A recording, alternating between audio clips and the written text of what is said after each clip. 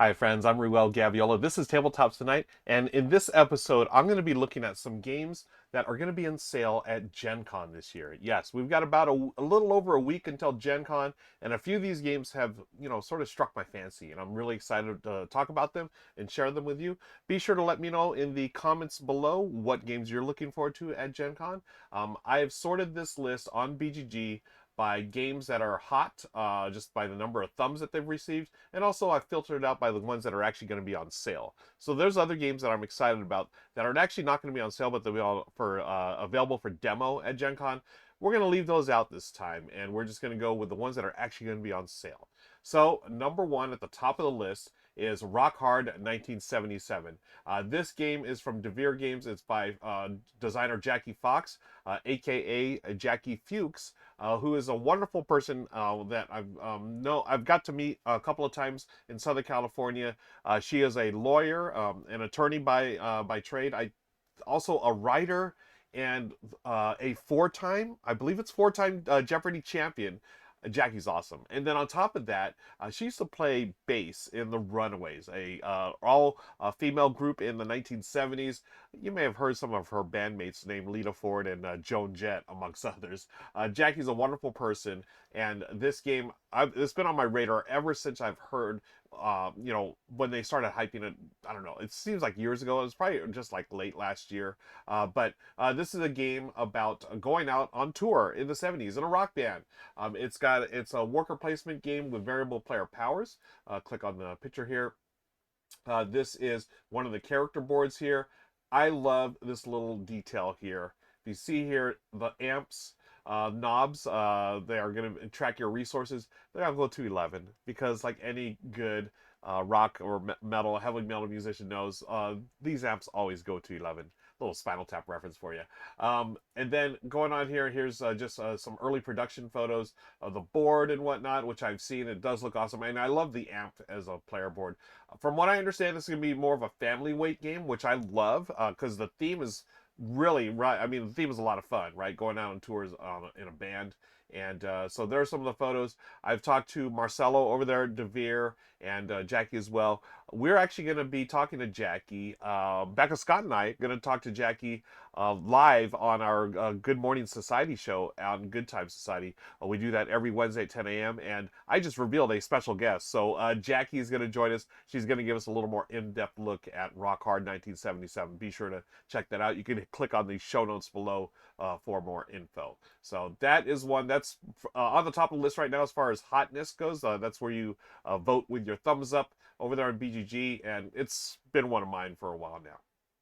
Another one here, huge game, Arcs. I've heard nothing but great things about this. The early consensus is this could be one of the games of the year for 2024. And that doesn't surprise me in the least. It is a leader game, a Cole Worley game. Cole Worley is a genius, folks. Absolutely brilliant. And I love Kyle Farron's art, as always, from Root. If you like Root, that is very friendly, I would say, accessible art.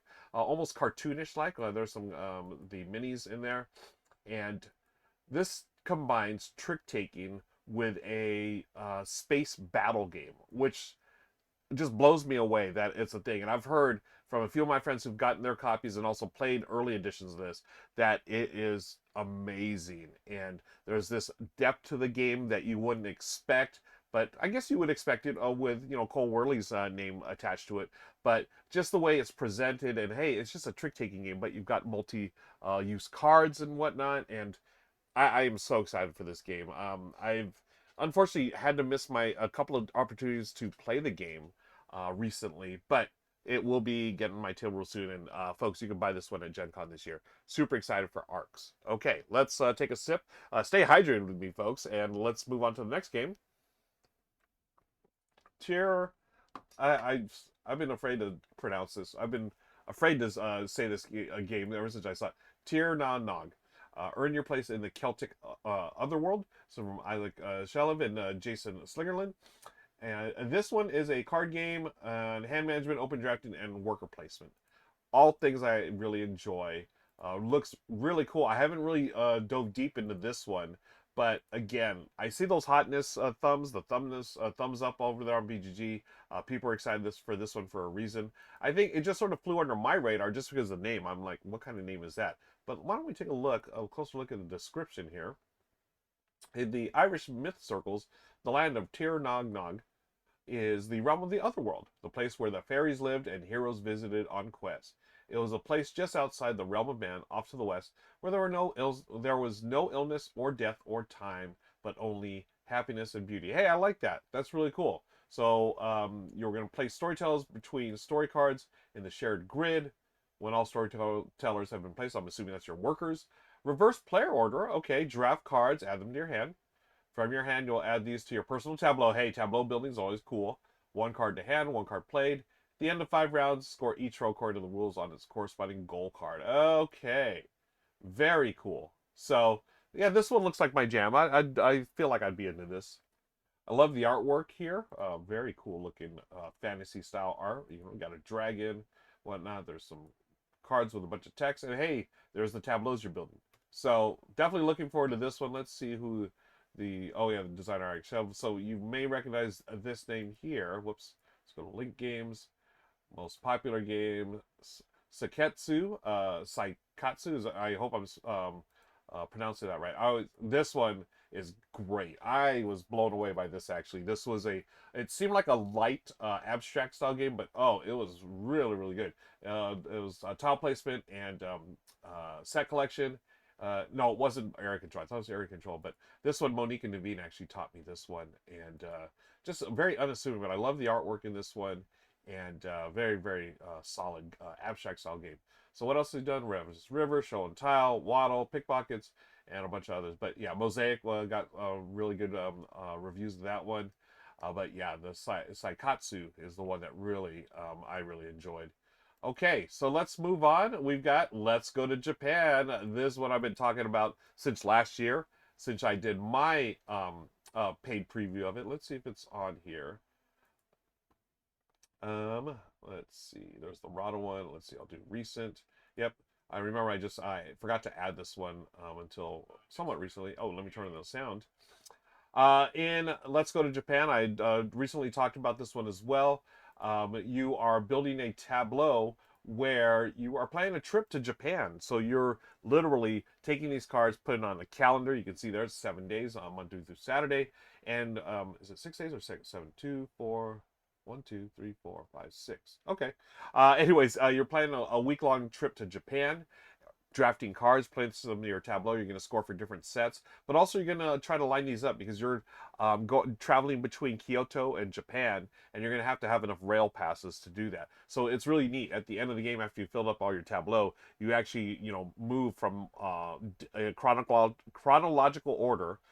From Monday through Saturday, and then you're going to travel from Tokyo to Kyoto and back, and you have to have enough train tickets to do that, or else you don't complete your task for the day or the sightseeing you want to do. Josh Wood does some of the best tableau builders in the business, folks. I'm a huge fan of his other game, Santa Monica. That one's a little more streamlined than this one. I feel that one's a little more family friendly. This one's got a little more crunch to it, and I really, really enjoy this one. It's one of my favorite games of the year so far for 2024. I had done the preview last year, but they just fulfilled this year. So technically, I believe it is a 2024 game. Let's just take a look at that.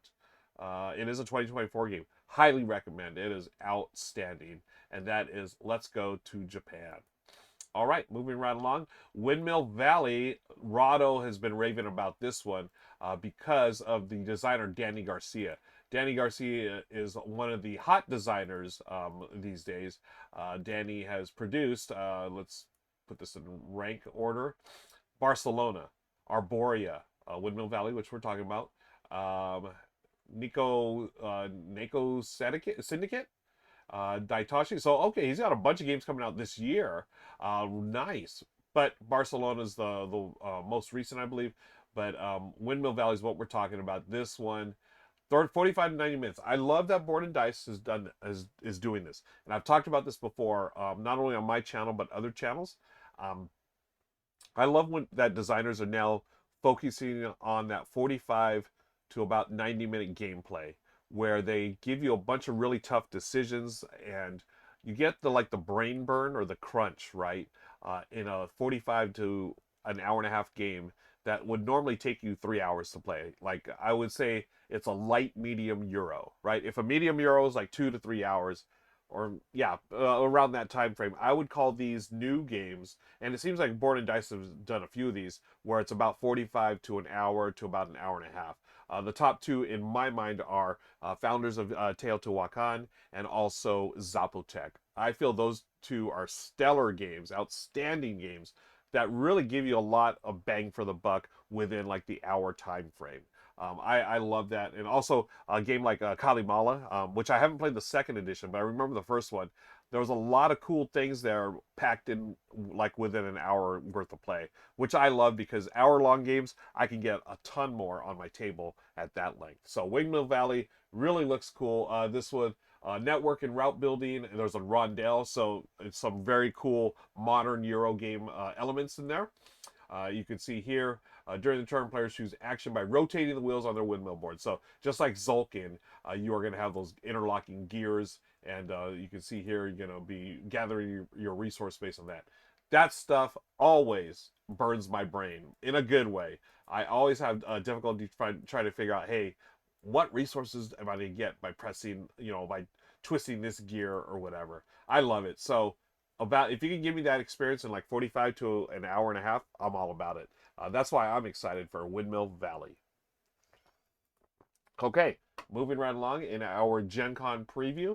Also, let me know in the comments, folks. Are you going to be at Gen Con? Love to see you. Maybe play a game and definitely talk about some games. This is Endeavor, the Deep Sea edition, English edition that's coming out from excuse me, Burnt Island Games. They also do kids table board gaming, which is the more family-friendly version. I've never played an Endeavor game. This was the follow-up to Endeavor Age of Sail. All my friends that are into heavier Euro games really, really love Endeavor Age of Sail. So I'm assuming that Endeavor Deep Sea is going to be right up their alley, and I want to give it a shot. Looks really cool. You're going to lead your research institute to explore ocean depths and publish your findings. So it's all about that hard science, right, folks? This is from the same creative team from behind the smash hit Endeavor Age of Sail. This edition is set in a new era of nautical discovery, but uses streamlined rules which will be familiar to fans of the original game. I love it already. So this is 60 to 120 minutes. We were just talking about that. Give me that really cool, heavier, or well, medium weight experience where I have some decisions to make. They're not always going to be the easiest. I'm going to have limited resources to make things happen. Give me all those type of elements and decision-making space and all that within an hour or so. Those are my jam, folks. I would love that. So this one looks like 60 to 120. Another thing I love, 1 to 4 players. Solo games, I'm all about it. That really makes games a lot easier to get to the table. At least for me as a content creator, I have I can only ask Michelle so many times in a day to play a game with me, right?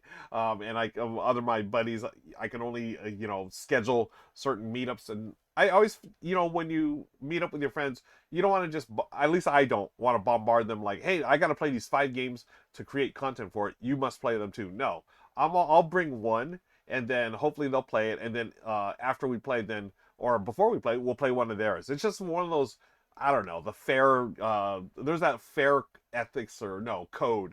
It's just the code of gaming, right? I don't know if has anyone written down this code where you bring games, everyone brings games to a game meetup and you try to play at least one from every player, right? Because they've taken the time, they're excited about a certain game, they brought it to the meetup, and they want to play. So, I don't know. That's how I approach it. So anyways, how did I get on this topic, folks? I'm rambling here. Endeavor Deep Seas looks really cool. So that what I was saying, if I can't meet up with someone, 1-player games, solo games are the jam. So that one looks cool. This one I'm really hyping. This is probably one on the top of my list, along with Rock Hard 1977. It is Cities. It's all about the designers here. Phil Walker Harding, praise be, and Steve Finn, 2 masters, absolute geniuses when it comes to lightweight family style games or games that can play in 20 to 40 minutes, yet have enough decisions points and also just depth, complexity, where you want to come back and play it.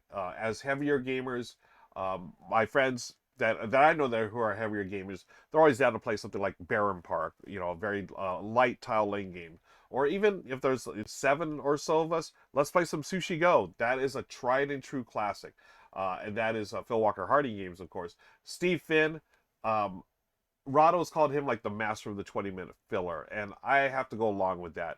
He's got games such as Floriferous, Herbaceous, the Whatnot Cabinet, all beautiful games, just component wise.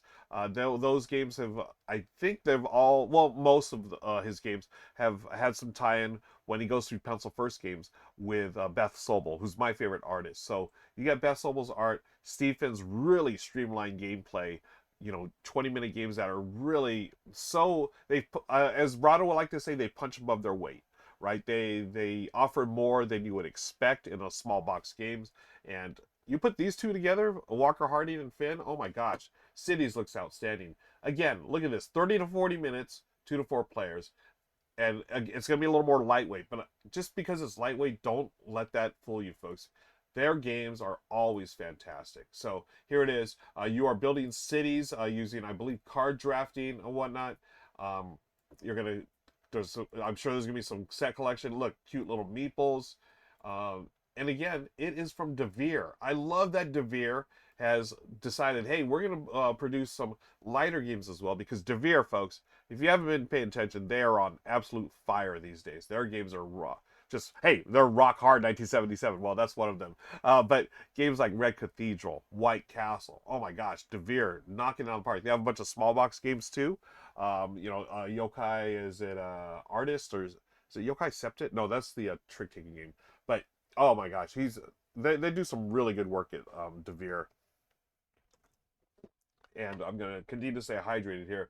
So when you put two of my favorite designers onto a game from one of my favorite publishers, it's an instant buy for me. So Cities, Tile Lane, and Set Collection style game. Okay, moving right along. Sea Dragons. I have no idea what this is about. Now this says 2023, so this was, I guess maybe this is like available in a different country rather than U.S. or in North America. It says protect the island from the pirates and gain control over the seas. This is an abstract strategy game. It's got some mythology, fantasy, area majority / influence, endgame bonuses, contracts. I like it already. Type of game I like, 2 to 5 players. That plays about 34 to 45 minutes. Okay, definitely my jam. Look at, oh, cool. Look at all the little meeples. Are they bridges, or they're part of the dragon, the sea dragon. That makes, oh my gosh. Sort of like Suro of the Seas. Remember that game? I mean, I'm sure this is nothing like Suro of the Seas. But look at, oh, that's so cool. I love the look of that. Okay, so Dragones del Mar. Sea dragons, right? Dragons of the sea. So, excuse me. In this game, each participant plays as a family of sea dragons who are seeking to become the protectors of the Forbidden Seas. Each turn, one of the 2 pattern cards from the hand will be played to a position on the sea dragon on the board, increasing your presence in all 4 sea kingdoms. You can sink ships, collect treasures, and then you can complete missions as well.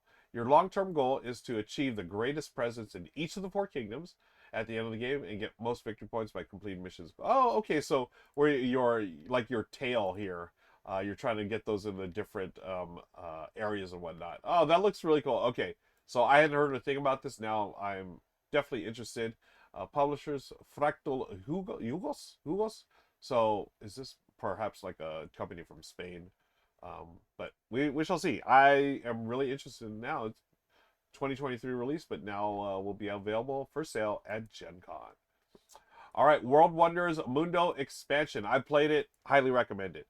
If you like World Wonders, I'm pretty sure you should throw this in there as well. It just adds some new cards, and I think it's like one more resource that you may keep track of. So this mode features 9 cards that add even more strategy to the score of new monuments, allowing for high scores depending on the objectives. Yeah, so they have more objectives. They do include a few more monuments here, which is really cool. There's the Sphinx. I love the original World Wonders. A really cool tile laying game. And Mundo, what we found was, where are the cards? Here. So these give you different types of wonders to build. Is this the one that gives you, where are the cards? What did you? Yeah, it's going to give you new types of buildings.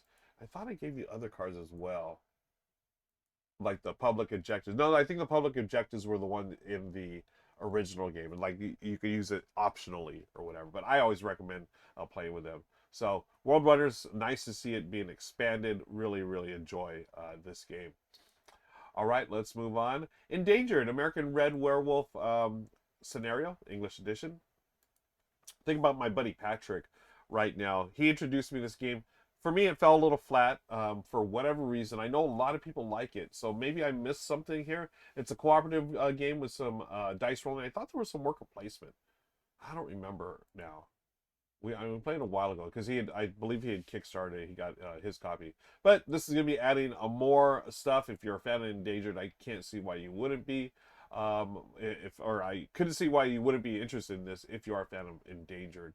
So you're going to work with your fellow conservationists, like in the original game, and you're looking to save the American red wolves, challenging negative stereotypes and gaining support of landowners. Very cool. Okay, so yeah, it's based on a real, real critters who are being endangered, real species. Let's see. Here's the cards. Yeah, they have new cards and also some new like wolf meeples, wolfables, wolf wolfles, weeples. I don't know. Weeple sounds like they're crying. So that's endangered American red wolf scenario. All right, here's another one that made my list. By the way, if you don't know, I'm doing the same or a similar thing on Rahdo's channel, and it's going to be me, Ray, Chris George, and Rahdo going through our top 12 must-have games at Gen Con. And this is the inspiration for it here for my look through. So on Rahdo's show, I only get to talk about 3 games that I really want to talk about, and we do a collective list, or else we'd be there forever. This is basically an uncut, unabridged version of what I was looking at when I'm trying to decide what to put on Rahdo's the R&R show, where we talk about our top 12 Gen Con picks. Okay, so this one is definitely on that list. So it is Undaunted 2200 Callisto. Undaunted is an absolutely fantastic war game. I never thought I'd say it, but this is, I would call it more of an introductory style war game, sort of like Memoir 44. But it uses deck building in a really clever way. You're using those as your troops and for your combat and for your movement as well. So you know how like I've talked about this before in length about deck building, right? Pure deck building I enjoy, but I always prefer it when it's part of a board game, right? When you're doing other stuff rather than just trying to be super efficient, trying to get victory points the fastest you can. Here, in the original Undaunted, I think it was the one I had was either Normandy or Stalingrad. One of those two, where you're playing, the Allies versus the Axis, and you're using cards to move on, basically simulating battle, right? So it's not a perfect like simulation like what you would think for like some war games where they try to be super detailed. No, this removes all of that and streamlines it into a deck building game. It's a lot of fun. My buddy Daryl and I really enjoyed it, and he's a deck building fan as well. So it is a 1v1, but you're using cards to complete missions, find your enemies and either dodge them or, destroy them. And it's a really cool system, and I'm looking forward to this one because it's set in the future. So this is their sci-fi version of Undaunted, and I can't wait to check this one out. All right, moving right along, let's get over here back to the preview page. Again, you can find this, folks, on BGG, BoardGameGeek.com, and just filter it through thumbs and also for sale, and you'll find the hottest games that people want to buy. All right, we have Endangered Rescue. That is another expansion for Endangered. I won't look into that. Fromage. Oh, Becca and I talked about this on the show, Good Morning to Society, for this looks so cute, right? I love the theme. Any kind of food theme, you got me right then and there. Fromage, you're making cheese. There's some livestock meeples. There's a little cheese. How cool is that? And that's gonna that's used for the resources. You were trying to make cheese and sell those off to clients and whatnot. Man, oh man, I love this. I adore this. Anything food related, I'm a fan of. Just like anything baseball related, I'm a fan of. But hey, check out these designers, Matthew O'Malley and Ben Rossett. They do some really cool games, and I'm gonna bring them up because one of them I want to talk about, The Search for Planet X. One of my all-time favorite deduction games, and that's saying something because I don't like deduction games. Search for Planet X is awesome. They also did Between Two Castles, Mad King Ludwig, right? The mashup of the two Stonemaier games, or Stonemaier and Bezier games, right? There was Between Two Cities. I also did Search for Lost Species. That was the follow-up, a standalone expansion to Search for Planet X. And there's a new one coming out at Gen Con, right? The Search for, oh my gosh, I was it for not the Search for SETI. I'm sure it'll pop up. So also First in Flight, which I just got a copy of. I'm dying to try it because I love this design duo. I think they do such cool stuff, right? But anyways, what we're talking about right now is fromage, right? You're making cheese. Cheesemakers compete to run the most prosperous creamery in France. Oh yeah. So here are some of the components. Look at that. All the animals that they can gather the milk from in order to process and make cheese. Hey, look at that. I don't know if this is actually part of the game or someone's custom made, but those are really cool. Fromage, it is. Let's take a look over here. Mechanisms. Area majority, bidding, right? Is that bids? Yeah. What else? Bias. No. Contracts. Really not bids. Simultaneous action selection and worker placement. I always like that simultaneous action selection mechanism. I think that's really fun. So it is a simultaneous worker placement game where players place workers to make cheese, gather resources from the quadrant of the board facing them. Once all players have placed their workers, the board rotates. Hey, very cool. Aging any cheese that we made, right? Aging, that automatically reminds me of viticulture, probably one of my all-time favorite worker placement games. Present each player with a new quadrant to place workers into.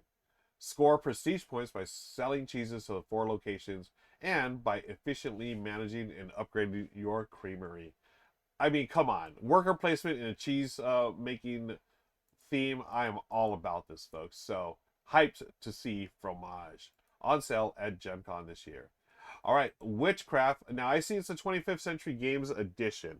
So, it is a re-implementation of Resist. But, hey, 25th Century Games, they rock, right? This one is one player, a solo game. Okay, cool. I haven't looked at this one.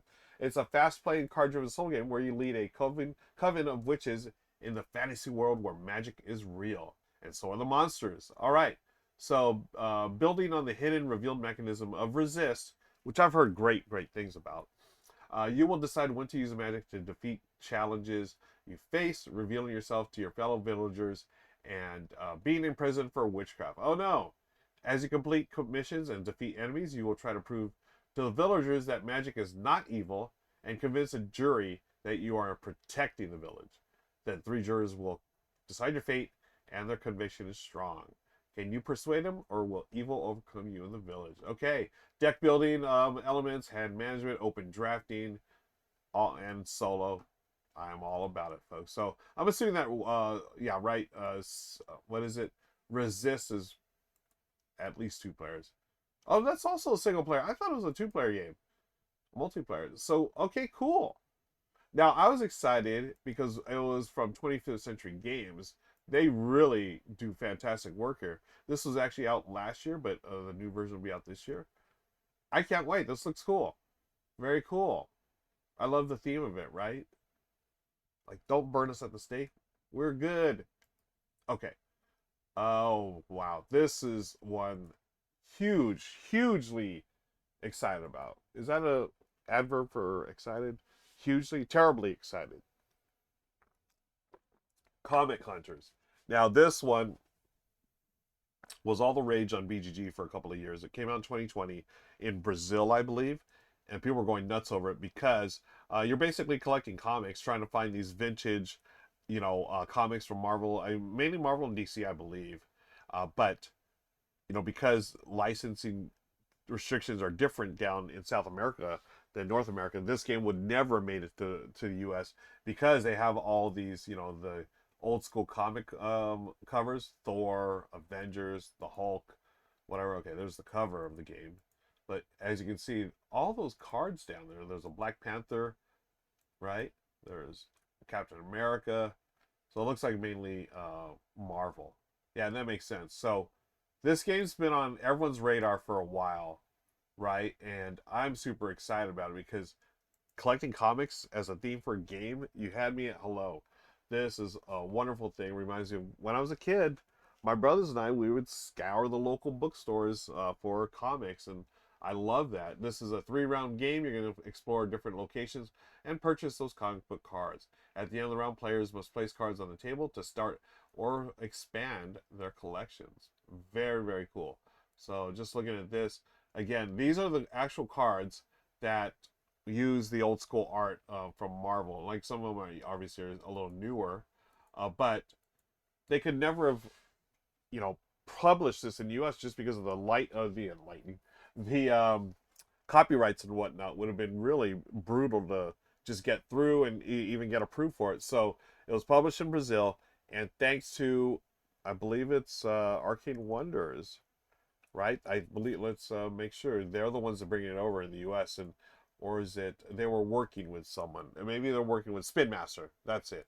Spin Master, Arcane Wonders are working together. They work together to get this happen. They got from again some of the backstory I heard.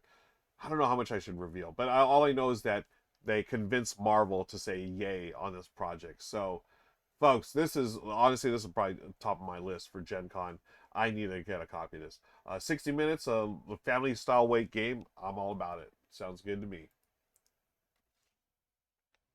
Moving right along, we've got Undergrove. I played an early edition of this last year. This is the new Elizabeth Hargrave game, a 1 to 4 player, 60 to 75 minutes. This one is Thinky. It is definitely a thinker's gamer. Thinker, I was thinking Amy and Maggie, Thinker Themer. But it's crunchy. It's crunchy. I honestly, I feel like it's not quite as smooth, I shall say, as something like Wingspan, right? I mean, Wingspan is, in my opinion, Elizabeth's masterpiece. But this one's got a really cool puzzle as far as like trying to, get your the undergrowth, the mushrooms and whatnot, able to live. So here in Undergrowth, you're a towering evergreen with ancient symbiotic connection to the fungi in your forest. Yeah, mushrooms and whatnot. So as those appear, your options expand. You're gonna be able to get nutrition or nutrients and seedlings and whatnot. So you're gonna use cube conversion, tile placement, area control, tiny bit of engine building, according to this description. So lots going on. I was really pleasantly surprised that this was a step up in complexity. I love Wingspan. I love Tussie Mussy and other games that Elizabeth does. This one, I think, folks, is going to be another hit from AEG because they've been publishing. I feel like they've been publishing some really solid titles lately. That's AEG. Undergrowth will be the latest. All right, Foundations of Metropolis. Talked about this on Rahdo's show. Richard actually on our last R&R show was talking about it. Foundations of Metropolis is basically Foundations of Rome, but without all the fancy stuff, right? So remember Foundations of Rome, let me click on that. You had just insane amount of, there's a cat in the box. Get it? Cat in the box gamers. There's all the little buildings and, the attention to detail is beautiful in this. It just looks like such a beautiful game when you're done. As you can see, the 3D stuff, dual layer player boards, and everything about it. It looks so cool. But here's the thing. Fountains of Metropolis is... Oh, wait, no. Okay, I was... yeah, Fountains of Metropolis, I'm all about because it's going to get the game into more hands. I was thinking of Foundations of Rome. No, it's that's the one that costs a ton of money, whereas Foundations of Metropolis, you can get it at a lot more accessible pricing. Hey, look at this. They have an MSRP here, $50. Folks, that's like not even halfway to buying a copy of Foundations of Rome. Especially now that Foundations of Rome is I think basically out of print, but it's a couple of $100 at least because those components are out of this world. But hey, you can still have the same great gameplay through Foundation of Metropolis. And I'm glad they did that because this game deserves to be on more people's shelves and being played on more people's tabletops. And moving right along, we've got Rebel Princess Deluxe Edition. I have no idea about this game. No idea whatsoever. It says Snow White, the Little Mermaid, Cinderella, and many other fairy princesses celebrate a 5-day party. Prince Charmings, who have not been invited, will try to infiltrate the ball to propose marriage to the girls. Oh my goodness. Excuse me. It is a trick-taking game, so definitely want to check that out if you're a trick-taking fan. And then compared to the original edition, let's see what it says here. 2 new princesses, 6 new round cards, upgraded to thick punchboard tiles, round cards, upgraded to tarot-sized cards with rules text on each card. I love that. Balance tweaks and a new mechanism. So let's just take a quick look at the very nice art, right? Snow White, 7 dwarves, arranged Mawedge, little Princess Bride for y'all. There's a score sheet, cards, and there it is. This is from, no, Bezier Games. It looks like a nice little light trick-taking game with all the cool characters, right? All the fairies. Looking forward to checking that out. Now, let's get back to this page here where we've got Slay the Spire, the board game English edition. Oh my goodness. Have y'all played? I mean, there's a ton of players out there who enjoy Slay the Spire. Did you take the plunge, friends? Let me know in the comments. I did, eventually. This is a roguelite game, and I was new to the whole genre. I loved it, though. This is a terrific game. The video game, I should make it clear, on Steam. Terrific game, and what I've heard early on is that they've done a really good job of implementing this into a board game. So be sure to check this one out. I can't wait to get my copy, or a copy if they still have them. And I just was like 2 weeks ago, I saw this, someone had their copy at a local gaming store. I was like, oh, how was it? And they loved it. So felt like this is gonna be another hit. Slay the Spire from Gary and friends at Contention Games. We also have a Forest Shuffle expansion, which if I'm not mistaken, you can play it on BGG right now, because I am in the game on BGG that has some cards I've never seen. I was like, I don't remember these, and sure enough, it's the expansion. I think it's this one, the Alpine, but I'd have to check BGA. Folks, Forest Shuffle, if you haven't played it, it's wonderful. It is a tableau building game, set collection game, and you're going through a big old deck of cards. A lot of fun. You can play for free on BGA, and yeah, it's just set collection galore. But what's really neat is that there's different ways you can score based on how you place it on your animals. So you have your trees, and then you place the trees, right, for shuffle. You're going to either add a card above, below, left, or right. And then once it's there, it's locked in. So it's this really neat tableau builder. The base game is, at least, and this is just adding, I'm assuming, more of the same thing, but just the good stuff, right? So this has new cards that shuffle in your base game for even more diversity in shuffle forest, adding even more variety to your gaming tables. Yeah, I love it. And then will you manage to lure the most valuable species in your forest? Yada yada yada. It is. I mean, that's pretty much the game. Yes, Forest Shuffle. Now I want to play the original again. Let's move on, though. We've got Holiday Hijinks from the Grand Gamers Guild. Never heard of this. Hollywood Hijinks number 9, the Marriage Mix-Up. It is a 2 to 4 player game, 45 to 60. Cooperative, deduction, and finale ending. Okay, cool. So apparently there's a line of games. The Holiday Hijinks. Yep, this is the 9th one in the line of games, and is an escape room style game in just 18 cards. Oh wow! So button shy style. I love it. 18 cards. As a group, you will solve a series of puzzles to unravel a mystery. Okay, yeah, that right there, just bringing up the button shy style, like 18 cards. Now I'm intrigued. And Marriage Mix-Up, Holiday Hijinks number 9. I have no idea what this game is about, but you're working as wedding planners. And Marriage Mix-Up, we've got a cooperative game, deduction, and a finale ending. So there is that one. Let's move on to something I'm a little more familiar with, Pirates of Maracaibo. Now, I know Rahdo is a huge fan of this game, and this is a 1-4 player game. This is the standalone game, same franchise as Maracaibo. Is this also by designer? It is also by Alexander Pfister. 40 100 minutes. I thought that this was going to be one of those games that was, like we were talking about earlier, take a bigger game, streamline it down to a more manageable family or accessible Euro style game. So let's see, standalone game. Yep. They will recognize some beloved concepts from the original. However, new players can jump right in with no prior knowledge of the original. So that right there has got me interested in this. I played Pirates of Maracaibo, and it just wasn't my jam, wasn't for me. And admittedly, I didn't play it as much. I didn't give it a second chance. I thought it was okay the first time, but I feel like that game probably would have grown on me.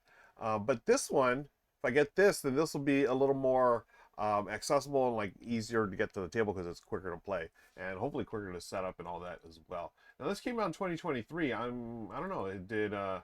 Is it just now available for sale in the U.S.? Maybe. I don't know. We'll see. All right, continuing on, we have La Familia Ort. Is that Dead Family Grand Gamers Guild? See, looks like 2 to 4 players, 30 40 minutes. A lighter game.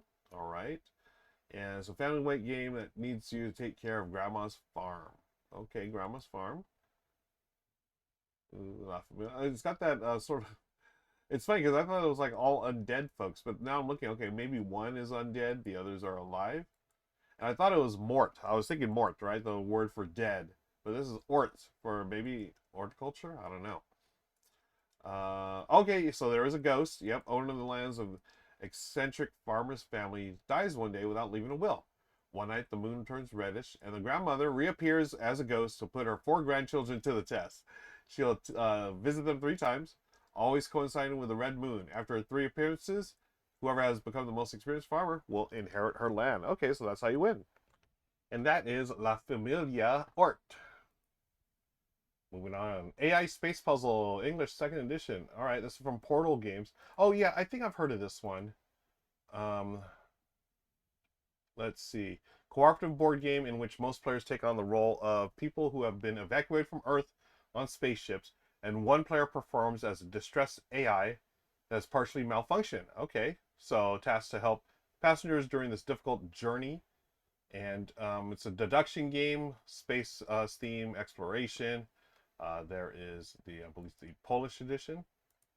So it looks like you're trying to puzzle out, hey, how are we going to save ourselves? How are we going to survive? The AI, I don't know if the AI's gone off kilter here, but 30 minutes, 2 to 5 players. Interesting. Okay. Let me go back here to the description. Help passengers during this difficult journey. Do so must create an effective communication system. Okay, so the players can be passengers can be directed to the proper rooms while holding the correct security keys. Okay, sounds like some pick up and deliver as well. Cool. So if you know me, deduction games really aren't my jam, but 30 minutes, I'd give it a try. I am an Omni gamer. I do enjoy different experiences, so I would totally give AI Space Puzzle a shot there. Now this one I'm really fired up about. I'll play. This got all kinds of rave reviews. River Glassworks. Okay, 25 to 45 minutes, 1 to 5 players. A little bit on the lighter side, apparently. But again, I love these designers, Pinchback and Riddle. Matt Riddle, Ben Pinchback. Why don't we just look at what Matt's done? Look at this. And he has partnered with a lot of his designs with Ben Pinchback. Fleet, Floating Market, Morocco, Fleet Warside, the Goonies adventure card game, Back to the Future Adventure Through Time, Wasteland Express Delivery Services, Ladder 29, Peep Mots, Fleet the Dice game. Let's see, what else have I played? Oh, Stellar is outstanding. Stellar is stellar. Holly Jolly, a great Christmas theme game. You also have, oh boy, Subastral, sort of like the next one from like continuing Stellar, but the one I was oh boying about, Three Sisters. One of the all-time great roll and write games. It's a heavier roll and write game. Motor City, I have another one by those two that was really highly regarded. French Quarter, and then River Valley Glassworks is a bit more lighter. It's definitely lighter than what they were doing with Three Sisters. I mean, that roll and write game was so crunchy and so good. But here, River Glassworks looks really pretty. I think people like, let's see what they. I was just gonna say here, for BGG 6.6, not bad, but I think that was, hey, people were thinking it's gonna be the next Three Sisters or Motor City, a little crunchier, but it wasn't. But I love the art. It's Andrew Bosley. Give me that art all day long, and give me something that's accessible and approachable with cute critters. Yeah, I can't wait to finally play River Valley Glassworks, and it'll be on sale. Whoops, that's the other one, AI Space Puzzle. So let's continue on here. Thanks again for joining me as I journey through a bunch of the games on the BGG hot list for Gen Con. This one I am fired up about. I had no idea this was coming, folks, but this is The Mandalorian Adventures by Okora. I always mispronounce his name. I'm sorry, Corey. Corey Kunitsa, one of the developers on Twilight Imperium. He's got a bunch of different credits as well, but I always think of Twilight Imperium. So that one by Christian Peterson, but then he helped develop the third edition, or the fourth edition, which is the one I fell in love with. There it is, Twilight Imperium fourth edition. Star Wars Rebellion, Star Wars Imperial Assault, Battlestar Galactica, the board game. He has worked on some huge games here, folks. Eldritch Horror, Forbidden Stars, Descent, Outer Rim. Oh my goodness. Yeah, Unfathomable. There's so many big titles that Corey's worked on. And this one looks fun. It is a 30-60 minute game, and for my money, and I've talked about this before, The Mandalorian, the first season, is the closest you'll get to original Star Wars of all this new Star Wars stuff. There's some of the lore of Star Wars in that, but it's got that really cool feel of a Kurosawa film where it is, you know, the lone samurai doing his thing. And then, of course, you know, with I mean, I can't spoil anything. It's been out for years now, but you know, with a little baby Yoda, as we called him at the start, sort of like Lone Wolf and Cub, right? And if you know the source material of the original Star Wars, George Lucas, not only was he drawing upon like Flash Gordon, this sci-fi serials, but serial series of the 30s and 40s, I believe it was. He also drew on Kurosawa films, samurai, you know, Japanese culture, adventurers who are, you know, lone wolves. But then with Lone Wolf and Cub, you have a samurai with a baby, and oh, so good. So I'm hyped about this. It looks like it's not going to be like the hardcore like Star Wars Rebellion, like this epic one, but this is going to help you, or it's going to give you the sense of going through that first season, which I think is still to this day awesome television, and set in the Star Wars universe, of course. And as you can see here, he's got the spiral bound notebook here, or like notebook, but game board where each chapter you're going to turn over a new game board and try to complete the missions and whatnot. I see IG. I always want to see IG-88, but no, that's the one from Empire Strikes Back. Is it IG-11 in this one? And then you have, you know, the Mandalorian and I forget his name. Is it? I always call him Apollo Creed. He's always gonna be Carl Weathers to me, but y'all know what I'm talking about if you're familiar with the story. So I'm all about this. Now this is not. Corey was working with Fantasy Flight for years, but he broke off on and started his own studio. So this is from his studio, I believe, called Unexpected Games. I'm hyped about this one, Mandalorian. Y'all know how much I love Star Wars, so of course this was going to be probably at the top of my near the top of my list of Gen Con games I can't wait to check out. All right, Mando, next game, Sand. Okay, this one I believe I just got a copy of this. I've not cracked it open yet, but again, another one from Devere. This one's going to be a little heavier. It's a 2-hour game, 1 to 4 players, and designers Ariel de Costanza and Javier Palezzari. Let's see. Okay, that first design for Ariel. Let's see this one here, Javier. Okay, this is their first game. Okay, cool. Good to know. This is their first game design. I'm assuming they're Spanish. I don't want to make any assumptions though, because Devere is based in Spain. So this one, it's going to be, let's see, they got some dice rolling, dice placement. It looks like worker dice placement, pick up and deliver. Traveling across the desert that stretches from the slopes of the mountains all the way, blah, blah, blah. And let's see, they're helping to bring back life to the desert by carrying small plants from artificial greenhouses of the cities to the most remote corners of the ocean of this ocean of sand. Okay, very cool. So yeah, pick up and deliver. There's the map. I have seen a pre-production copy of this, but I need to dig in because I get it. I need to dig in the sand. I can do this all day, folks. This one does look really cool. It does looks like it has some of the routes here where you're gonna have to try to figure out where to pick up and deliver. Is that dual player boards, I believe? So managing resources.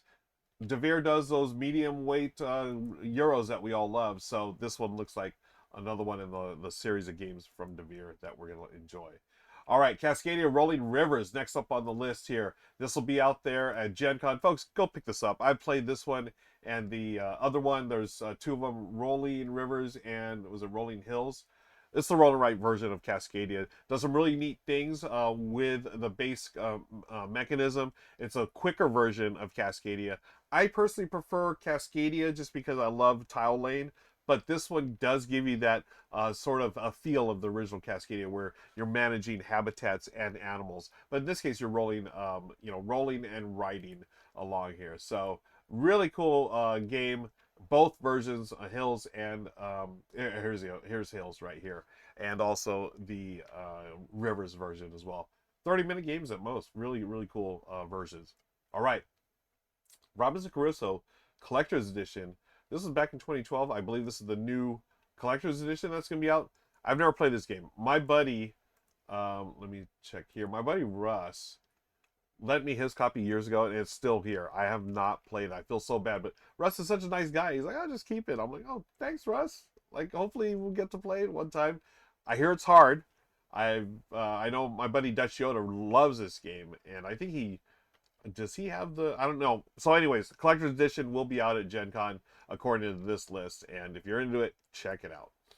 All right, moving on. This is one of the games that I've been hyped about this year, Gnome Hollow from the Op. The Op has been banging out hits this year. The Art Project, Gnome Hollow, coming up soon. Is it Veggie? My gosh, Veggie Stock. Oh my gosh, a Stock Exchange. That's Stalk Exchange. But Gnome Hollow. Oh, and also Aqua, diversity in the oceans. Gnome Hollow is the hit, folks. This is wonderful. Tile lane, worker placement. What is it? Also, you've got this economy that you're trying to manage. You're trying to sell your goods, and it's got the coolest player boards right now in board gaming. See if I can zoom in a little bit here. These player boards have magnets. Yes, just like Jesse Pinkman once said, yo, magnets. This is a prototype, actually, but the magnets are inside the cubes, and you're going to place them, or the little circles here, so they won't get knocked over. Like, it's awesome. You no longer need dual layer player boards. Just have these player boards with the magnets in them. Oh, it makes the gameplay so cool. And the gameplay is great. I mean, it makes the player boards make everything easier, but the flow is really neat. You just grab a couple tiles, make them. You're trying to make these rings here, these little mushroom paths. And when you make a ring, you're going to collect all the different mushrooms that have grown on this path, different colors and or types, right? Take those, and you're going to use your little gnomes to go deliver them somewhere, and you're going to get, victory points based on how many you do. You're going to collect some flowers as well, and you're going to get bonus points based on what things you've been, what signs you activate. It's a gateway plus game, totally through and through. It's magnificent. It is a game that you can totally teach to new gamers, but there's gonna be a lot more than they expect. So I don't know if I would do it. I mean, it depends on the crowd too. Some new gamers jump right into it. They would, dig it. Others, this may be a bit much, but I think it's fantastic. One of my games of the year this year so far, Gnome Hollow. Okay, so Gnome Hollow, yay. Oh, this one. I got to take a look at this new version of Yokohama last year, and apparently it's going to be for sale this year. So, Yokohama, if you don't know, this is a worker placement game, and actually reminds a lot of us of, Istanbul. Think of Istanbul, that sort of gameplay, elevated or more complex. A few more things going on here. And this new version, I'm glad they picked this up, because Tasty Minstrel Games had the they were the publishers originally, or they were the latest publisher. They went out of business a couple of years ago. So thankfully, this new is it Okazu brand picked it up. They've gotten some new art. I don't think they've changed much of the gameplay, which they didn't have to. The art looks good, and I saw the prototype last year, and everything, it looked like the same terrific gameplay. You're managing your resources, trying to it's almost like a light pick up and deliver game, right? Or gosh, it's been a while since I played it, folks. But oh, so good from what I remember. There's a lot going on here, or it looks like there's a lot going on here, but at its heart, it really does feel like the next step, heavier version of Istanbul, right? Okay, so check that out. Even if you haven't played Yokohama before, highly recommend it, folks. So good. Here's Gaia Project. I have still not played Gaia Project. You believe that? I have not played Gaia Project. This is a new expansion for it, The Lost Fleet, English edition from Capstone. I know people. I need to play this game. Darn it! It's because I played the original. It was based on Terra Mystica, and I like space themed games better. You'd think I would have played this immediately. I love Terra Mystica, and I know people rave over Gaia Project. So this is the new expansion for it. Continuing on, we have Neuro Riders. I have no idea about this game. Draco Studios did it. 2 to 4 players, 20-40 minutes. Let's see. We're a group of neuroscientists specializing in degenerative brain diseases. We're implementing new technology to preserve memories in our patients. The amazing invention is the nanobots called NeuroRiders. Okay, so it is a tile laying game where players will be traveling around the brain looking for the right amount of data they can take care of. To achieve this goal, they have to connect doors and avoid getting caught by crystallized areas. Okay, so it seems like tile laying and, okay, yeah, network and route building. Let's jump to some of the pictures here. Okay, very cool. Yeah, Neuro Riders looks very science-like, right? Looks like those are some of the goals that you have, public goals. I'm assuming you'll have secret goals as well. Look at that art. Funny. All right, very abstracty style, but I guess wants to, they want to show off the brain, right? Oh, that one's a little blurry. But hey, I would totally play this. Okay, I'm down. Okay, look at that. Looks like they're. Oh, I don't know what this is, but it looks like they have double-sided tiles where one side is not available yet, perhaps, and then you reveal them or use these to block. I don't know, but you had me at Tile Lane. Neuro Riders, cool little theme there as well. Let's see if the designer Miguel Suarez Olivares has any other games. Looks like he has a bunch. I'm sorry if I'm not familiar with the name. Neuro Riders, Bite and Right, The Treaty of Rodencia, Siempre DWN, Assault on the Marble King, Via Panda, Bite and Treaty, and more. All right, so that's one I want to check out because I do love tile laying games. Continuing on with my Gen Con preview here, folks. I can't wait for Gen Con. I'm so excited. Every year, it's the Super Bowl for me of gaming conventions. I've still not made it out to Essen. One day I will. But I always look forward to Gen Con and seeing a lot of folks that I interact with only online and get to see them in real life as well. So, folks, if you see me at Gen Con, say hi. I don't bite, and I'm more than happy to say hello and chat about games. And maybe if we have some time, play a game as well, quick game. This one, oh, I'm so fired up about this. Middle Ages. Heard about it earlier at Gamma Expo. This is the redo of Majesty for the Realm.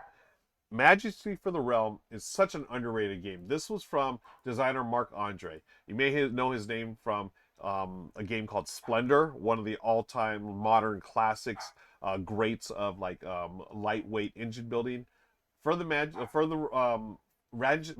Realm, it's funny. Me and my buddy Daryl always talk about how this was sort of like Marc Andre's answer to those who thought Century Spice Road was a Splendor killer, and then he said, "You know what? You say that, I'm going to come out with this one, which I think is a Century Spice Road killer. At least that's what we'd like to think he said in his mind. But this one totally flew on the radar. Maybe I don't know why. It just I think it's rock solid. It is a terrific game of light engine building, resource management, and then it's got that Century Spice Road mechanism of, hey, do I take this card for free, or do I go down and take a further card? But or that's when I have to lay down resources, and then if you pick up those earlier cards, you get those resources to use later. Terrific, terrific game.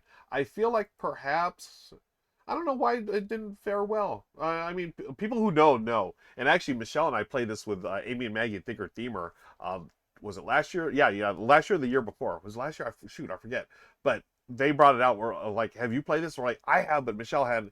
Love this game. So good. It only takes like 20, 30 minutes. But anyways, Middle Ages re-implements that. I don't know if they've changed any rules. I don't think they need to, but they've definitely livened up the art. I feel like the art is better. Is this let me see. Is it an Ian O'Toole? No, it is Claire Conan. Okay, don't know what they've done. They've done Chakra. Okay, Middle Ages. Okay, I'm not familiar with those games, but 2 to 5 players, 30 minutes. It looks like the same great game. I saw just like a very early, yeah, this version. I don't know if I saw this version or even a prototype version, but look at this.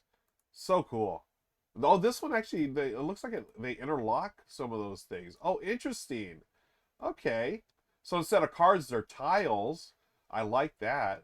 Let's see. Iconography looks good. There was a bunch of iconography in the original, but it was like super easy to understand.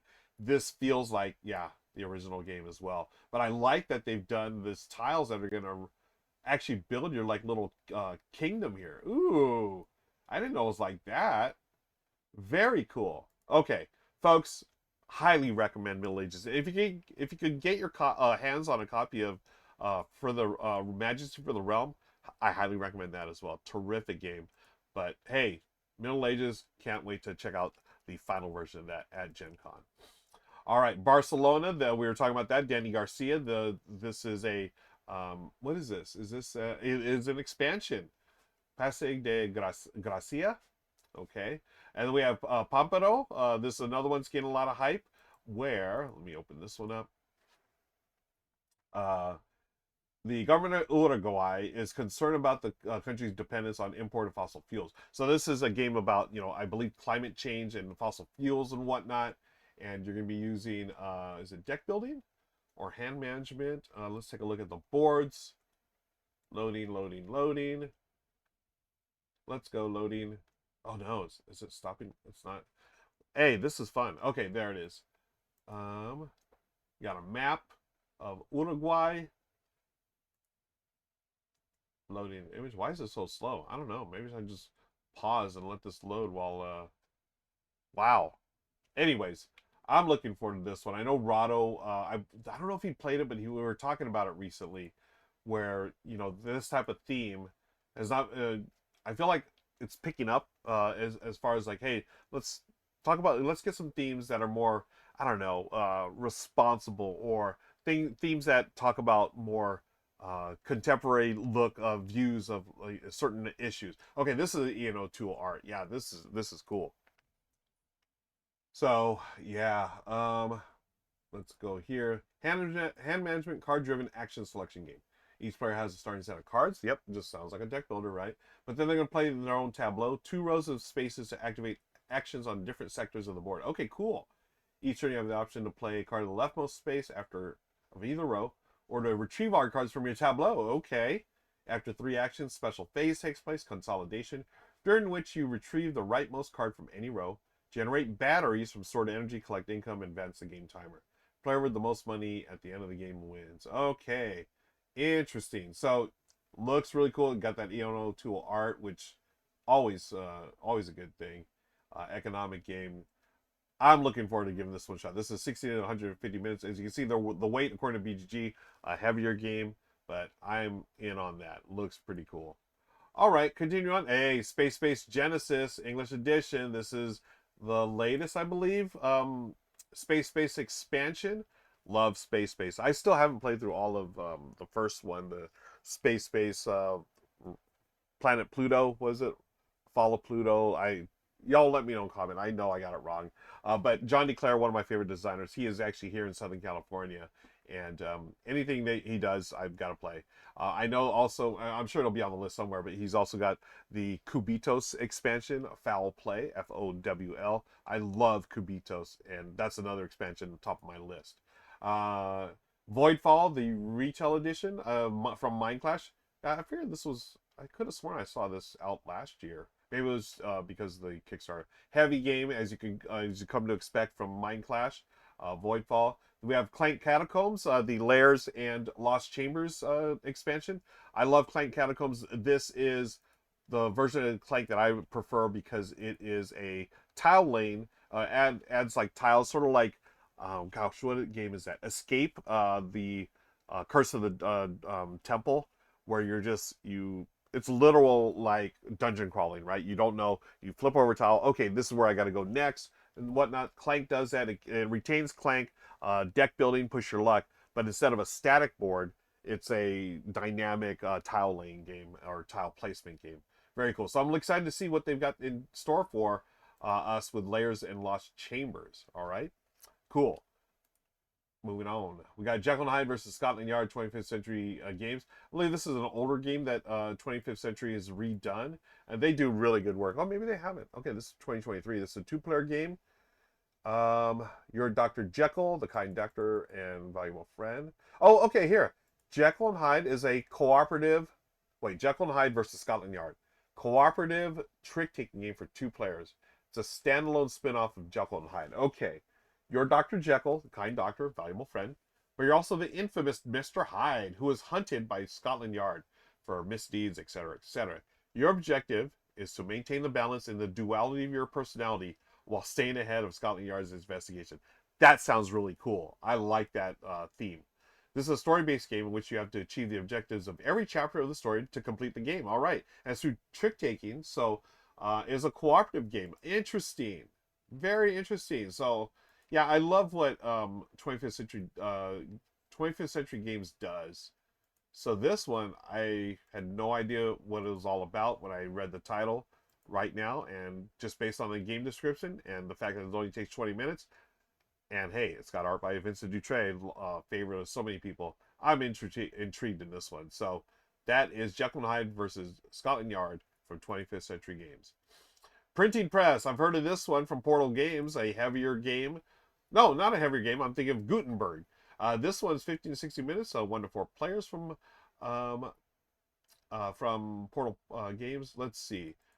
Your objective is impeccably fulfill customer orders and bring renown to your printing workshop. Gameplay spans 3 rounds, and you're going to select plates, frames, printing cards to meticulously execute each customer's request. Abstract strategy, action drafting, contracts, endgame bonuses, and open drafting. Okay, for some reason I thought this was like the lighter version of Gutenberg. Is that true? No. Maybe it's just a standalone game, but yeah, I just assumed it'd be like a midweight Euro like Gutenberg was, but this is 15 to, this seems light. It has a solo version. I'm excited. This like checks off all the marks. Checks all the boxes of what I like, right? Cool theme. I'm a word geek at heart, so anything with do printing and whatnot, I'm into. And that gameplay and the fact that it's solos got me sold. Also reminds me, I still need to try Gutenberg. All right, Printing Press, let's move along. Hey, Aquatica, the new expansion from Arcane Wonders. This is Coral Reefs. Love Aquatica. And so this was, the engine, in Aquatica, an engine building strategy game. Players compete to become the most powerful Sea King. They will play cards from their hands, activate powerful combos, capture locations, etc. And so what Coral Reefs does is complements the base game and the other Cold Waters expansion, which I do not have. Comes with several new modules. I love that. I love when expansions have the modules, right? You don't have to throw them all in. Do the ones that you are interested in the most, or that fits your gameplay style the most. And yeah, Aquatica, Coral Reefs. Oh, we were just talking about Kubitos Foul Play. I gotta show you pictures of this. I love Kubitos. Dice rolling. I always call Kubitos the original one. It's like the dice version of Quacks of Quedlinburg.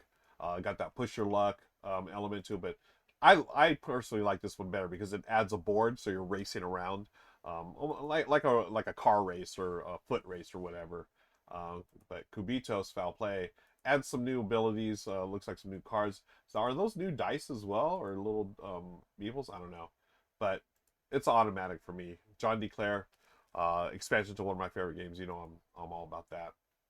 Okay, moving along, we got Salton Sea. This is from Devere. Wow, Devere is just, again, more and more, folks. This one, I've heard this one was a little heavier. Yep, here it is. 2 hours, 3.71 on BGG. This is based on the unique place in California, very close to the border of Mexico. And I'll let you check out that as far as the history of it. Let's see what the gameplay is like. On your turn, place 1 or 4 engineers on available spaces. Take an action. 3 different groups of actions. Industrial, which allows you to obtain exploration stuff. Commercial actions, sell, acquire, and management actions.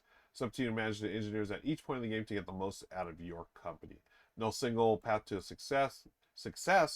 The game will reward you for exhausted land, executed contracts, short-term objectives, etc., etc.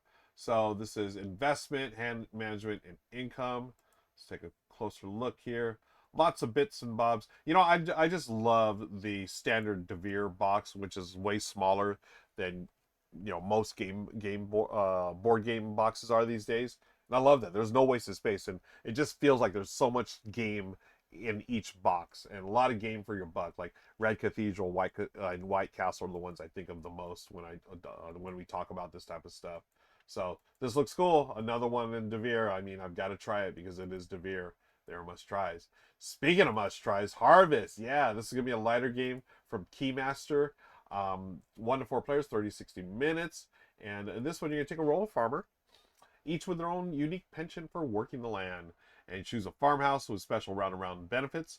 Each round, you draft sunrise cards to give you one-time income, determine order for the next round. Then, following that turn order, move your wheelbarrows around town to gather resources, and you'll manage your fields. I love that. So, for such a friendly, approachable theme, right? Plant seeds, tend the land, harvest crops to make money and score points. Clear the land to expand your farm, construct buildings that make your land more efficient, and give you endgame bonuses. By the end of the harvest section, the farmer with the most points wins. I love Keymaster. Their production quality for like parks or trails knocked it out of the park. Absolutely brilliant. I love it. Even their recent dice push your luck game, Chicken. We love Michelle and I love that. And it's just such a wonderfully produced games. And this one looks like it's no exception to that. Look at that. So looking for this. This feels definitely more strategy than Chicken, which is just sort of like zombie dice, but a little a little different take on zombie dice. But yeah, Harvest, another must-have. Wow, there's so many great games coming out of Gen Con, as there always is. And this is another one I cannot wait to check out. Cafe Barras from Kids Table Board Gaming. Another light-ish games, but you know, the Kids Table Board Gaming brand, I love that they are family friendly, but do not sleep on these folks. They're excellent. Michelle and I, we really, this past year, really fell in love with Dice Veggies, another light game from Kids Table Board Game, but it's got some little bit of puzzle to it. And Cafe Bars looks cool as well. It's just so cute. The capybara. Is that how you pronounce it? I don't know, but they love coffee. So, of course, they're going to be trying to open up a cafe. You had me at the theme. There's cookies. We were just talking about, oh my gosh, this is going to make me hungry. Look at all the cute cookies and cute critters making cookies. Look at this. Oh my goodness. Been there, done that. Come on. How can we not be hyped about this game, folks? Cafe Barras. All right. Still with me? We've got plenty more to talk about. We got Even Fall. Do do do do. I'm just thinking about that Pearl Jam song. Even Fall. This is card-driven engine building game with both novel and familiar mechanisms for 1 to 4. Manage your resources, execute your actions in efficient order, discover card and action energy synergies that generate victory points. The good old VP. Game ends after 3 rounds, and the player with the most points wins. Am I familiar with the designer Stefano De Silvio? I am not. This is first design. I believe I've heard some early hype about this one. It looks like a mid-weight Euro. Let's take a quicker or closer look at some of these. Yep, there's your card-driven things that we're talking about, right? Pretty cool art. There's your player board. Yay. And you're going to be building your tableaus. Trying to generate those good old VPs. I love the box cover there, too. Very cool. All right, Evenfall, another one on the list. Then we have an expansion for Robinson Crusoe. Okay. Wow, this is a brand new expansion. So people who love that game, there's a ton of you out there excited for that one. I'm going to move along here to Video Game Champion. You had me at the name, Video Game Champion, and it's Arcane Wonders. They produce wonderful games. And is this like set in the 80s or 90s? Let's see.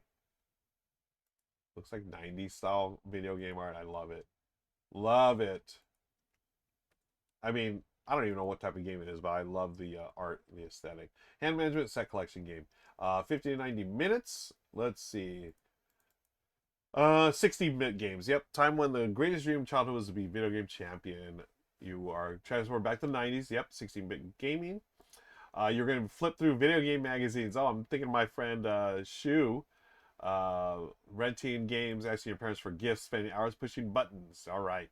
The game captures the essence of that era. So mechanically, players navigate through the game by strategically selecting chips from an action grid, each activating a corresponding action effect from the column or row or line.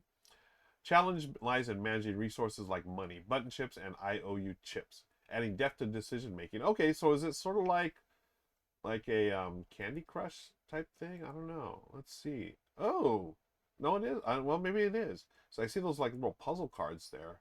Are you trying to line things up on those cards? Lots of pictures of the art or the board there, but not of the actual board. Okay, here's one. So this was originally from Calamity Games, but again, now it's from Arcane Wonders. There's all that, and it looks like you're trying to collect different things here to get those cards, aka 16-bit video games. Very cool. I mean, theme, you had me at the theme, and you had me at this Arcane Wonders. They produce really good games. So that is Video Game Champion. Continuing on, I hope you're still with me. If you are, thank you for watching. Feel free to fast forward to the parts that you want. Also, be sure to check out the links below for where you can find me all over the interwebs, and I will be talking about more Gen Con stuff with Rahdo and friends at on the R&R show on Rahdo Runs Through channel, and also with Becca Scott and on Good Time Society, our weekly show called Good Morning Society. That's our morning show answer to our board game version of Good Morning America and those morning shows that we all enjoy or don't enjoy, depending. Here's The Fog, Escape from Paradise. Is this... Okay, this can't be based on the movie, can it? Or is it? In Fog, you're mystical guardians, isolated island, trying to help islanders get out and escape. Okay. Yeah, so I don't think it's... Is it based on? No. Well, here is the publisher's official site. Beware of the Fog. Yeah, I don't think it has anything to do with the movie. Or is it the book? I forget. No, I'm thinking The Mist. But yeah, there it is. So this has a grid movement, hexagon grid, movement points, and... Oh, wow, that's gorgeous. That is pretty. Okay. Oh, who was Richard talking about this one? I know someone was just talking about this. That looks cool. Okay. I want to give this one a shot. What else does it have? Okay, 45 to 75, 2.38. Again, I don't put too much stock into these rankings or the weight, but I do like, I think sometimes they do, or for the most part, they give you a good idea of things. Like, obviously, a 1.2 is going to be a ton lighter than a 4.5 or whatever, right? But I know once you start getting into like the finer details, 2.38, those things, they're definitely subjective. Like, oh, I don't think this is quite as heavy as that, but it does give you a good idea. Same with the playing time, right? Some of these take way longer than the suggested playing time. Some are a lot shorter, whatever. So just bear in mind, folks, I love BGG, but definitely take it with a grain of salt. All right, Nocturne English Edition. I just got this one. I was really excited about this one, and because of Beth Sobel, that one of my favorite artists. I'll just say it right now. I love her art. David Ezzi is the designer. I believe it's a first-time design or one of... Oh, they also did the Friday Night at Freddy's game. Okay, cool. Yeah, this one sort of snuck by me.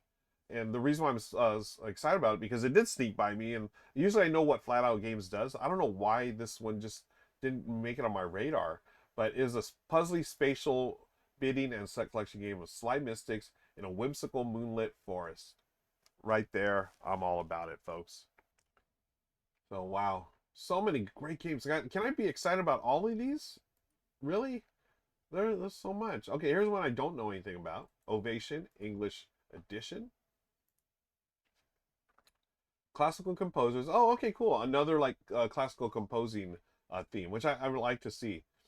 They compete to perform the greatest musical masterpieces. Now, this is 1 to 4 players, 40, 60 minutes, weight 3.0. Really? Is it that? Can that be heavy for that time frame? I feel like those 3.0 and up usually take at least an hour. But hey, this looks like a little whimsical. Oh, I love that.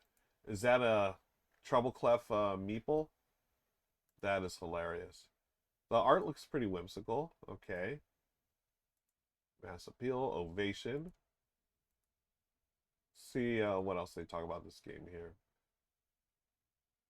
Seek fortune, hobnob with aristocrats. Okay. Engine building game.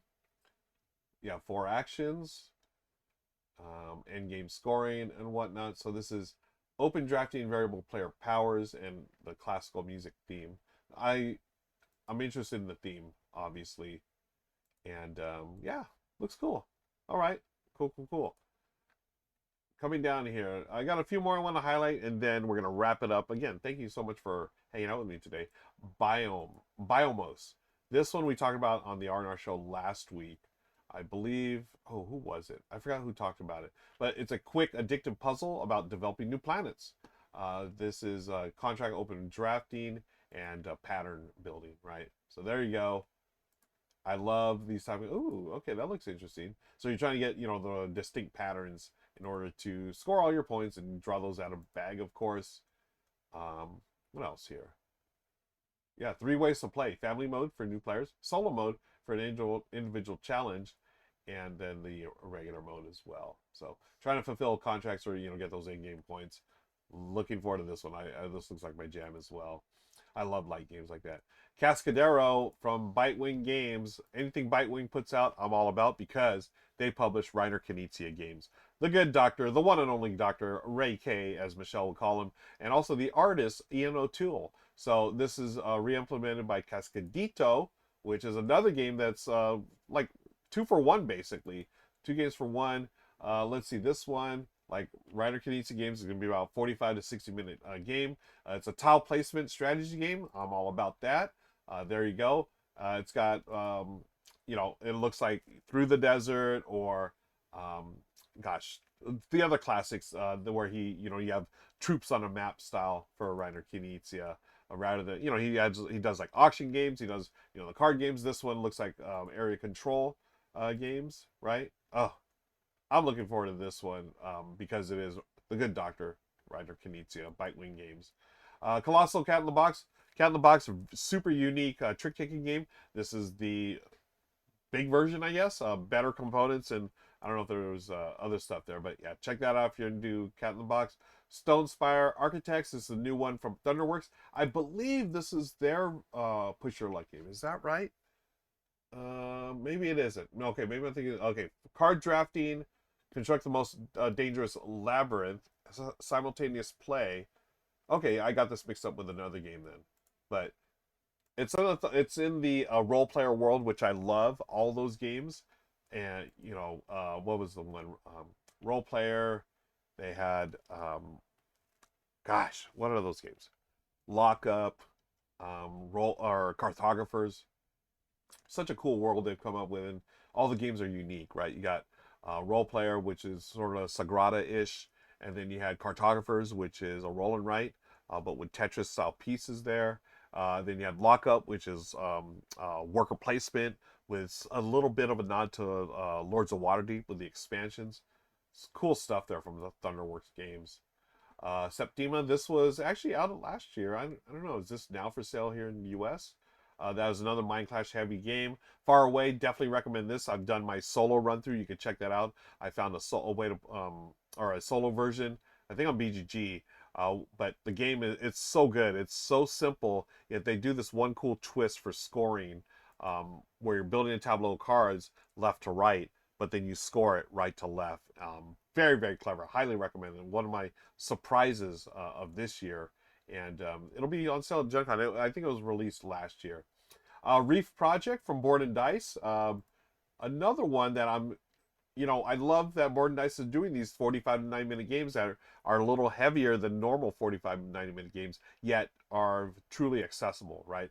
Look at the art there, right? Project Cliff, all the different, and look at so many bits and pieces. Let's see what the game play is all about. This is about the ocean floor, right? Coral reefs, of course. You're going to take on the role of researchers and saviors of the ocean. Sail the seas, hire a crew, explore the coral reef, clean the ocean sectors of pollution. I love that. And try to accomplish as many missions as possible.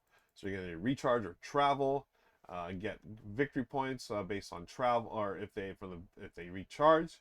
Then you're going to deploy a reef, they move their ships, etc., etc. Yeah, this is area majority, influence, end game bonuses, points of movement, set collection.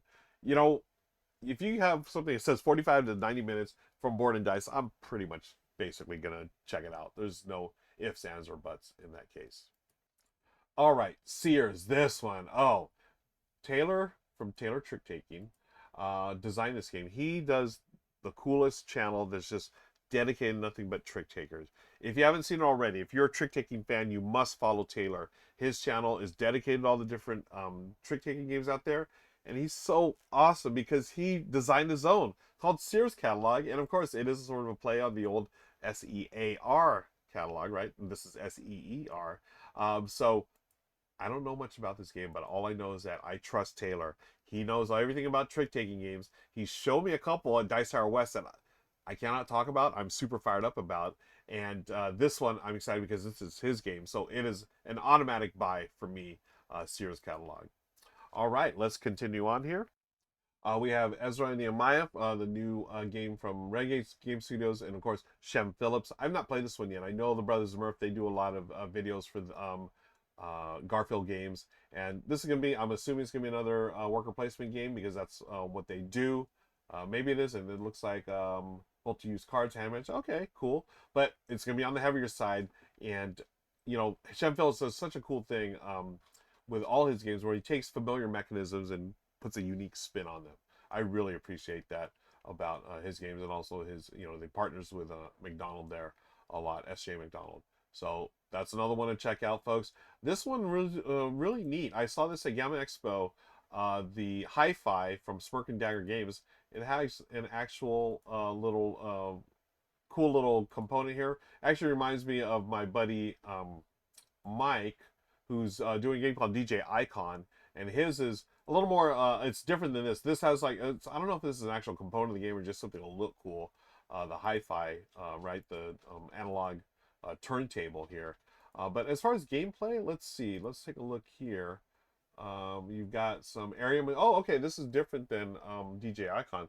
This is a rondelle, and it's an area majority hand management game here. So you're going to start spinning records on rondelle. Okay, to choose an action. That makes sense. Tie in that to there. Tie in the that action to the rondelle, like using the turntable.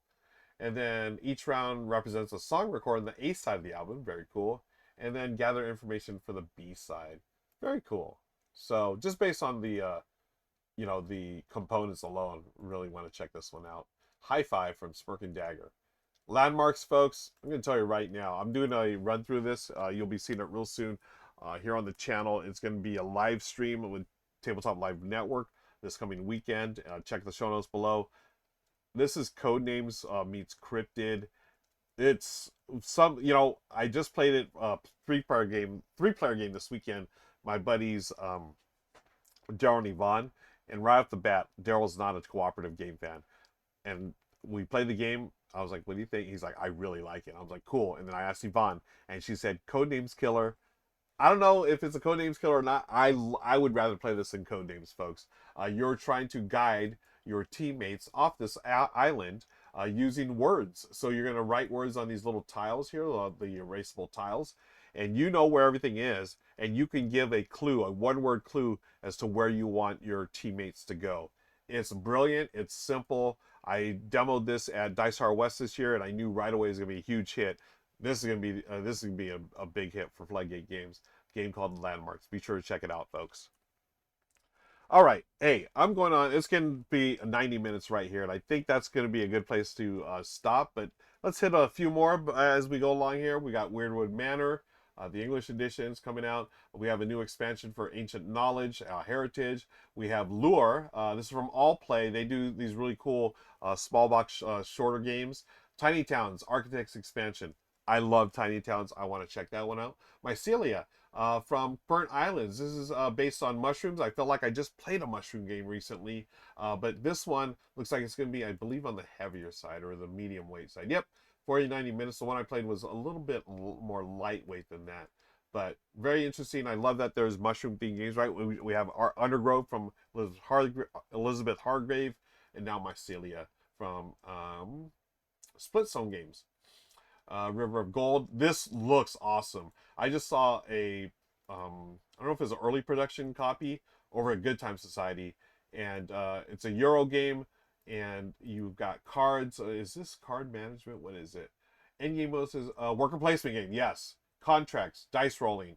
It looks stunning. And speaking of stunning, it says right here, stunning embossed metallic gold game board. Yeah, it's built in the game board. It looks beautiful, folks.